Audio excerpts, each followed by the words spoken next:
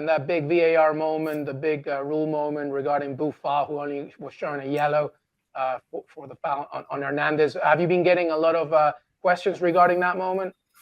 Yeah, and then there's questions also last night about the Argentina decision for us in quite similar reasons. But I was quite surprised on this one. I can see why the VAR's decided to stick with the on-field decision that I don't particularly think it was a correct one.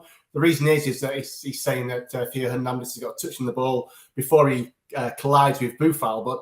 But the fact of the matter is that he didn't collide with Boufal with the foot he made the challenge with. It was his opposite foot that came round and swept Boufal. And of course, it was Boufal that got booked for the challenge. Now, VAR can't do anything about that unless it advises a penalty. Now, interesting one, this is Drew Fisher, the VAR, who's a Canadian official. He was also the VAR in Poland versus Saudi Arabia, and he gave one of the softest penalties of the competition to Saudi Arabia, which they actually missed.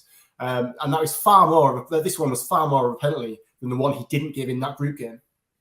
Yeah, do you want to talk about that Argentina moment then as well that you alluded to there, Dale? Because I know a lot of people have been asking about that too.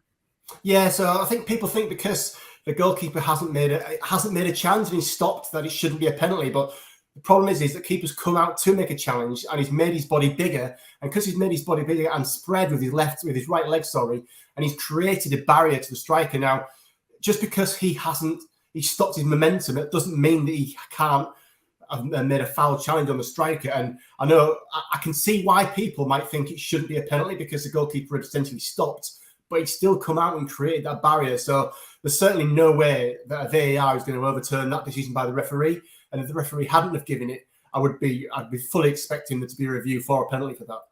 Yeah, and just one last question while you are here. Have you been surprised? Obviously, there's so much at stake. It's the World Cup. But I feel as though we've seen some big name players calling out referees after almost every game in the knockouts. It's funny, isn't it? Because the knockouts have actually been a lot quieter than the group stage in terms of VAR and controversy and decisions which have been really heated. I mean, I think a lot of it, when it comes down to the knockout grounds, you're talking about frustration of players of really high pressure moments, and they know that this is like a defining moment of their career. So they don't want things to go wrong around refereeing decisions. But I think on the whole, once we got to the knockout stages, the refereeing's been a lot better than it has in the group stages, that's for sure.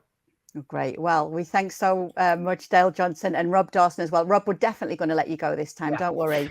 You can actually leave and go and do whatever you need to do. Thank you very much for watching ESPN FC on YouTube. For more highlights, analysis and exclusive content, be sure to subscribe.